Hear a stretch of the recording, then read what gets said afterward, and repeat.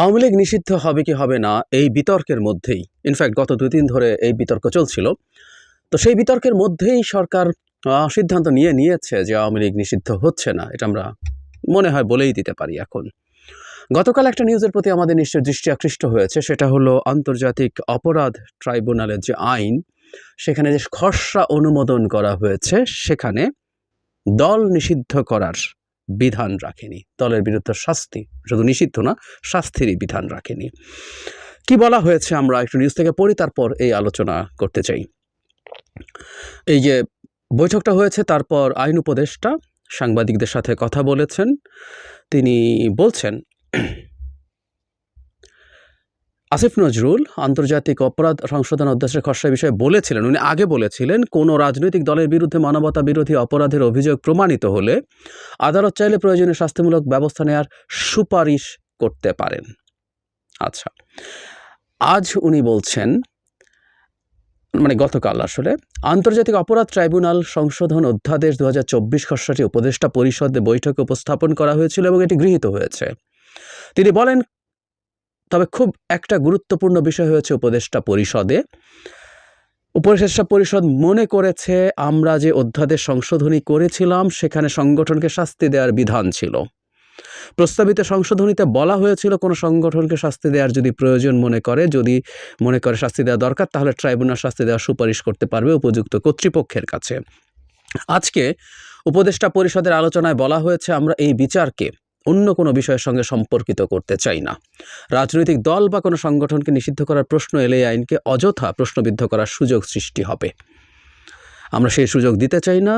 আমরা একদম স্বচ্ছতার সঙ্গে বিচারটি করতে চাই, সেজন্য এই বিধান বাতিল করা হয়েছে। তার মানে এই বিধানটা থাকছে না।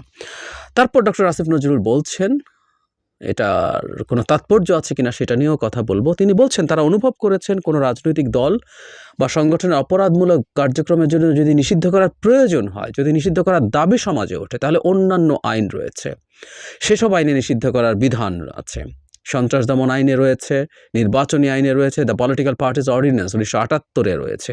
কাজেই এখানে মানে আন্তর্জাতিক অপরাধ ট্রাইব্যুনালের যে আইন, এই বিধানটি নেই দেখে জনমতের প্রতি, জনদাবির প্রতি শ্রদ্ধা জানিয়ে এ ধরনের কোনো পদক্ষেপ নেওয়ার সুযোগ থাকলো না, এটা নয়। আন্তর্জাতিক অপরাধ ট্রাইব্যুনাল আইনে থাকলো না, কিন্তু দেশে প্রচলিত অন্যান্য আইন রয়েছে। রাজনৈতিক ঐক্যমত্য হলে সেটা পরে বিবেচনা করা যাবে। কিভাবে দেখবো এই ব্যাপারটা?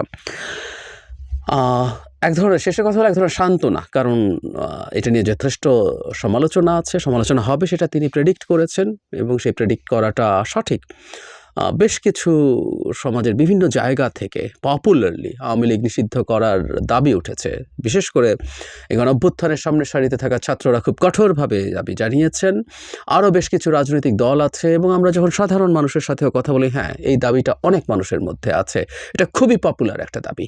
কিন্তু সরকার বলছেন যে এটা যদি হয় তাহলে অন্যান্য আইনে করা যাবে। এই কথাগুলো আসলে এক ধরনের সান্ত্বনা পুরস্কার আমরা বলি না, এটা সান্ত্বনা পুরস্কার।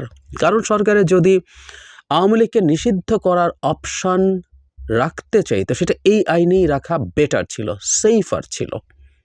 কেন আমি সেই প্রসঙ্গে আসছি সেটা দূরে থাকুক, আরেকটা কথাও জরুরি, একটা বিধান রাখা ডাজন্ট নেসেসারিলি মিন যে তাকে সেই আইনের শাস্তি দেওয়ার প্রসেসেও আনতে হবে। ধরুন এর মধ্যে সংগঠনকে অভিযুক্ত করার এবং বিচার করার ধারা আছে, এরপর এটা জরুরি না যে এই ধারার অধীনে আপনার আওয়ামী লীগকে বিচারের আওতায় আনতে হবে, কিন্তু সরকার আইন থেকে এটা বাদ দিয়েছে। এটার একটা গুরুত্বপূর্ণ সিগনিফিক্যান্স আছে, আসবো সেখানেও। তাহলে যে কথাটা বলছিলাম, যে এই আইনে থেকে কেন এটা বেটার এই কারণে যে এটা একটা বিচারিক প্রক্রিয়ার মাধ্যমে, যেমন ধরুন খুবই আলোচিত, সবচেয়ে সহজে আওয়ামী লীগকে নিষেধ করার উপায় হচ্ছে সন্ত্রাস দমন আইন 2009। এই আইনে চট করে শেখ হাসিনা যেমন চট করে ঢুকে যাবেন বলছিলেন, সেভাবে চট করে আওয়ামী লীগকে জাস্ট একটা এক্সিকিউটিভ অর্ডার দিয়ে নিষিদ্ধ করে দেওয়া যায়। এই কয়েকদিন আগে ছাত্রলীগকে নিষিদ্ধ করা হলো, কিন্তু এই আইনটা নিয়ে আমরা তখনও বিতর্ক করেছি, এমনকি এর আগে যখন জামায়াতকে নিষিদ্ধ করা হয়েছিল তখনও করেছি। কারণ এক্সিকিউটিভ অর্ডারে আপনি আসলে কাউকে আত্মপক্ষ সমর্থনের সুযোগ দিচ্ছেন না। একটা বিচারিক প্রক্রিয়া যদি এই কোর্টে, এই ট্রাইব্যুনালে আওয়ামী লীগের সংগঠন হিসেবে বিচারে তোলা হতো, তারা যদি তাদের লয়ার নিয়োগ করতো, তারা তাদের আত্মপক্ষ সমর্থন করতো, ডিবেট করতো এবং যে অভিযোগে তার বিচার করা হবে, মানবতা বিরোধী অপরাধ, সেটাও রাষ্ট্রপক্ষ যথেষ্ট দলিল এবং প্রমাণ উপস্থাপন করে লেজিটিমেসি তৈরি করে নিষিদ্ধ করা। ফলে সে নিষিদ্ধ করার জন্য একটা লজিক্যাল, এথিক্যাল, লিগ্যাল গ্রাউন্ড অনেক শক্তভাবে তৈরি হয়। সুতরাং এই আইনের মাধ্যমেই সেটা করা উচিত ছিল। সন্ত্রাস দমন আইনে চট করে করা যায়, কিন্তু সেটা আসলে খুবই সিরিয়াস বিতর্ক তৈরি করার মতো বিষয়। আমরাই বিতর্ক করেছি। ছাত্রলীগকে সেটা করা হয়েছিল, কেউ বলতে পারে না আওয়ামী লীগকে প্রয়োজনে করা হবে। অন্য যে দুটো আইনের কথা বলছে ওগুলো কোনো কিছুই না, ইনফ্যাক্ট ওগুলো দিয়ে এগুলোকে ইজিলি করার কোনো স্কোপ নাই। কিন্তু ছাত্রলীগকে যখন সন্ত্রাস দমন আইন দিয়ে করা হয়, সেটা একটা জিনিস। আওয়ামী লীগের বিরুদ্ধে সন্ত্রাসের অভিযোগ আনা যায় এবং লেজিটিমেটলি আনা যায়, আমরা ওই অভিযোগ দেখাতেও পারি।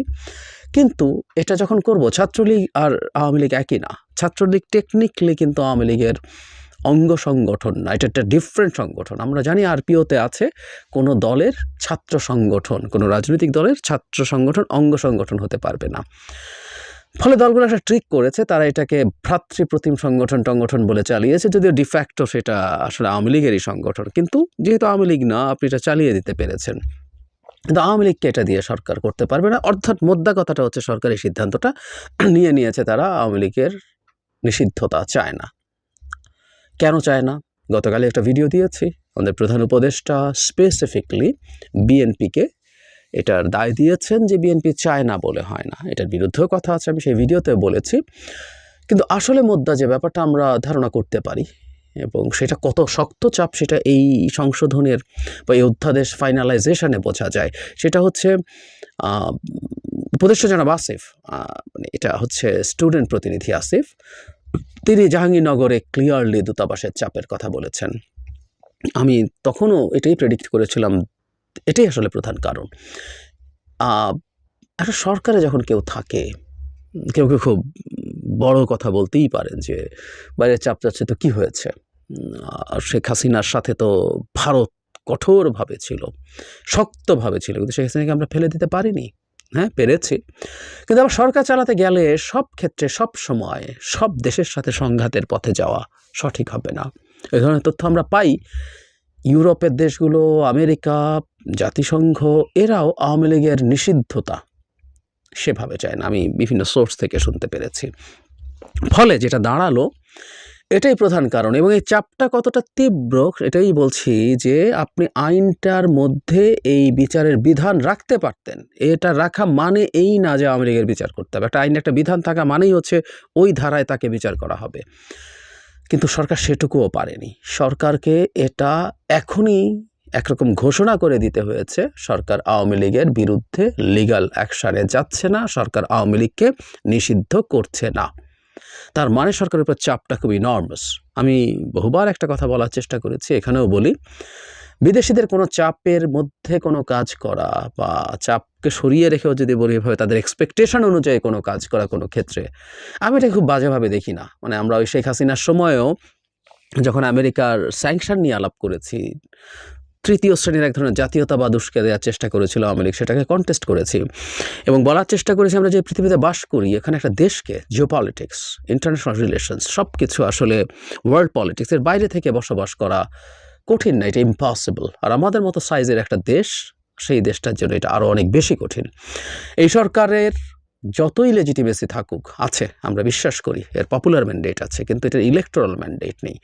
সো নানা কারণে এই সরকারকে অনেকে চাওয়াকে অ্যাড্রেস করতে হয়। এমনকি একটা নির্বাচিত সরকার থাকলে ওই এক্সপেকটেশনগুলো থাকবে। সুতরাং আমি সরকারকে দায়ী করছি না এটার জন্য যে তারা কারো কথা শুনে বা কারো চাপের কাছে নতি স্বীকার করে এটা করেছেন।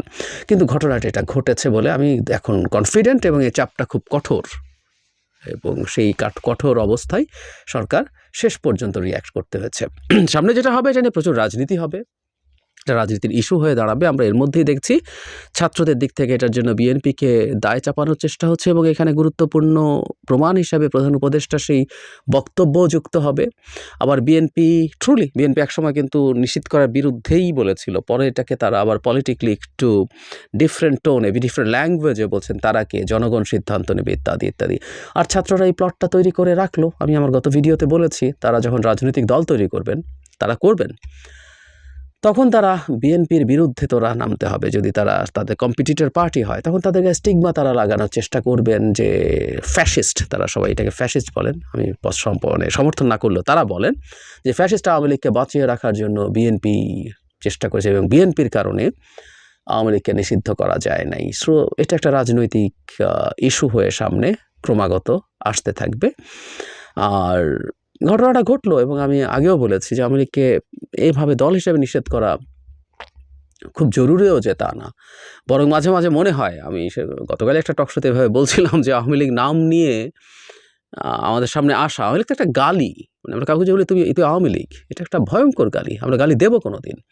সো এই গালি, এই আওয়ামী লীগের নাম নিয়ে আসা আওয়ামী লীগের জন্য ঠিক পজিটিভ বলে আমার মনে হয় না। এই আওয়ামী লীগ যখন আসবে, তার নাম উচ্চারণ করবে, তার সেই মুজিব কোট পরে আসবে, তার সেই স্লোগানগুলো দিবে, এগুলো ক্রমাগত আওয়ামী লীগকে আমাদের সামনে মনে করাতে থাকবে এবং আমাদের ঘৃণাকে বাড়াতে থাকবে, এবং এই ঘৃণা বহু বহু বছর থাকবে। যে প্রজন্ম আজকে মাঠে নেমেছিল, যে ছাত্রছাত্রীরা মাঠে নেমেছিল, যাদের গড় বয়স 20-25-এর মধ্যে, এরা আরও 50-60 বছর বেঁচে থাকবে। এই প্রজন্ম আওয়ামী লীগকে ভুলবে না, তার সাথে সরাসরি কনফ্রন্টেশন হয়েছে, তাদের সন্তানদের, তাদের নাতি নাতনিদের তারা এই গল্প শোনাবে। আর আমরা যদি খুব বেশি মানে যাতা রকম ইনএফিশিয়েন্ট, ইনকেপেবল না হয়ে থাকে, আমরা আওয়ামী লীগের এই জিনিসগুলো দিয়ে, এই বিভৎসতা দিয়ে, এই বর্বরতা দিয়ে, এই অসভ্যতা দিয়ে ন্যারেটিভ তৈরি করতে পারবো, ফ্যাকচুয়াল ন্যারেটিভ এবং ফিকশনাল ন্যারেটিভ, নানান ফর্মে, গান, কবিতা, গল্প, সিনেমা আর ডকুমেন্টেশন তো জেনুইনলি হতেই পারে। আওয়ামী লীগকে কবর দিয়ে যাওয়া যাবে বহু বছরের জন্য, আমরা বিশ্বাস করি আমরা সেটা পারবো।